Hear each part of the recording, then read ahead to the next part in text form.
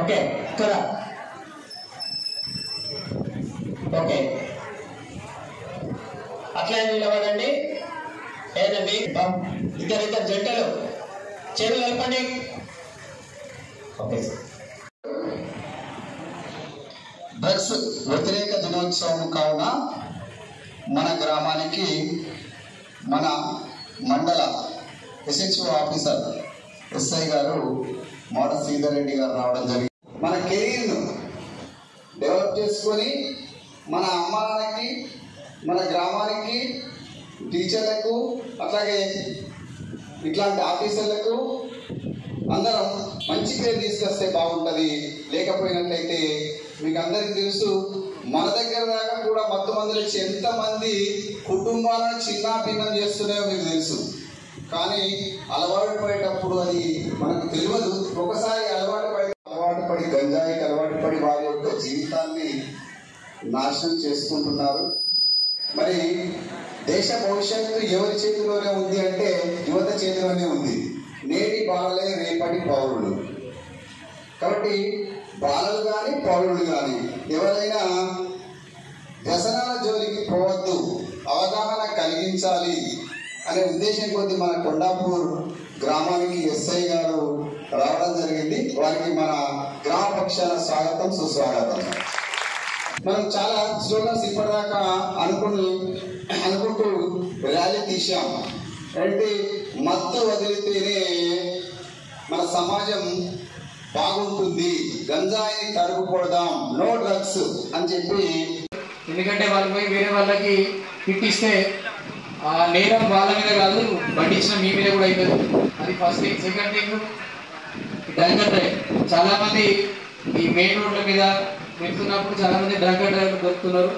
Drunk and drive చేసే వ్యక్తులకు మేము పోలీస్ తరఫు నుంచి మేము చెప్పేది ఒకటే, మీరు తాగి వాహనం నడిపితే ఎట్టి పరిస్థితులు ఉపేక్షించేది లేదు. మేము పట్టుకున్న తర్వాత ఖచ్చితంగా బండి సీజ్ చేస్తాం, లైసెన్స్ మీద పెనాల్టీ చేస్తాము. మీ ఒకవేళ దానికి లైసెన్స్ క్యాన్సిల్ చేసే అవకాశం ఉన్నది. అలాగే రీసెంట్గా నేను ఇంతకుముందు పనిచేసిన పోలీస్ స్టేషన్లో కూడా డ్రంక్ అండ్ డ్రైవ్ చేసి దొరికిన వాళ్ళకు జైలు శిక్ష కూడా విధించేటట్టు అక్కడ ఉన్న జడ్జి గారిని రిక్వెస్ట్ చేస్తే 5 రోజులు, 10 రోజులు, వారం రోజులు కూడా జైలు శిక్ష విధించే అవకాశం ఉన్నాయి. కాబట్టి డ్రంక్ అండ్ డ్రైవ్ ఎట్టి పరిస్థితుల్లో ఉపేక్షించేది లేదు. ముఖ్యంగా ఇక గాంజాయి గురించి మాట్లాడాలనుకుంటే 2 విషయాలు. ఎక్కడ ఎవరైనా గాంజాయి తాగినా, అమ్మినా, ఉన్నా, సరఫరా చేసినా, వాళ్ళు కలిగి ఉన్నా, మీకు ఎలాంటి ఇన్ఫర్మేషన్ ఉన్నా కూడా పోలీస్ వారికి ఖచ్చితంగా ఇన్ఫర్మేషన్ ఇవ్వాలి. నా నెంబర్ మ్యాక్సిమం అందరి దగ్గర ఉంది. వాట్సాప్లో మెసేజ్ చేసినా కూడా నేను రెస్పాండ్ అవుతా, ఎనీ టైం కాల్ చేసినా కూడా రెస్పాండ్ అవుతా. కాబట్టి గంజాయి విషయంలో ప్రతి ఒక్కరు కూడా పోలీస్ వారికి సహకరించాలి. గంజాయికి అగైనెస్ట్గా మనం రీసెంట్గా చాలా కార్యక్రమాలు పెట్టుకున్నాం. This is the second programme. మన గురుకుల స్కూల్లో కూడా ప్రోగ్రామ్ చేయడం జరిగింది.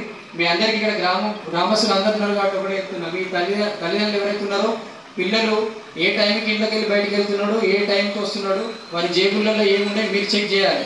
అంతేగాని వాడు అంతా ఖరాబ్ అయిపోయిన తర్వాత, వాడు డ్రగ్కి అడిక్ట్ అయిపోయిన తర్వాత, గంజాయికి అడిక్ట్ అయిపోయిన తర్వాత నా కొడుకు గంజాయికి బానిసైండి అని చెప్పేసి మీరు బాధపడితే ప్రయోజనం లేదు. అలా ఒకవేళ అలాంటి addiction centres, de addiction centre కూడా మన దగ్గర ఉన్నాయి. మీరు మా దగ్గర తీసుకొస్తే వాళ్ళకి డీ అడిక్షన్ సెంటర్కి పంపించి కూడా మేము వాళ్ళకి మోటివేట్ చేయగలుగుతాం. ఇంకోటి, ఎవరైనా పిల్లవాడు స్కూల్ డ్రాప్స్ ఉంటే కూడా స్కూల్లోకి పంపించండి. ఎందుకంటే ఇంత మంచి స్కూల్ ఉన్నాయి మన దగ్గరలో. చాలామంది గంజాయికి అలవాటు పడడానికి కారణం ఏంటంటే చదువు లేకపోవడమే. వాళ్ళు కాలేజీకి సరిగ్గా వెళ్తున్నారా లేదా, స్కూల్కి సరిగ్గా వెళ్తున్నారా లేదా మీరు కనిపెట్టలేకపోతున్నారు. దాంతో వాడు డే అంతా కోర్టులకు మెట్పల్లికు జగిత్యాలకు పోతున్నాడు, ఎవరెవరితో సోప చేస్తున్నాడు, లాస్ట్కు సిగరెట్ అలవాటు అవుతుంది, సిగరెట్తో గంజాయి అలవాటు అవుతుంది. ఫస్ట్ మీ పిల్లలు సిగరెట్ అలవాటు వేసుకోకుండా చూడండి, గంజాయి అంటే తర్వాత చాలా మందికి ఉన్న పిల్లలకు గంజాయి తెలియదు. దాని గురించి నేను ఎక్కువ చెప్పి మీరు దాన్ని మోటివేట్ అయితే నేను చెప్పలేను. ఒకటే మీ పిల్లలు ఫస్ట్ సిగరెట్ ఎవరైతే అలవాటు ఉందో వాళ్ళని మాన్పించండి. సిగరెటే ఫస్ట్ గంజాయికి అలవాటు, ఎందుకంటే ఫస్ట్ సిగరెట్ ఒకటి తాగుతాడు, మత్తెక్కుతుంది. ఒక సంవత్సరం ఎలాంటి ఇన్ఫర్మేషన్ కూడా పోలీస్కి ఇవ్వండి. ఓకే, ఇంత మంచి అవకాశం ఇచ్చిన మీ అందరికీ కూడా ధన్యవాదాలు. Thank you very much.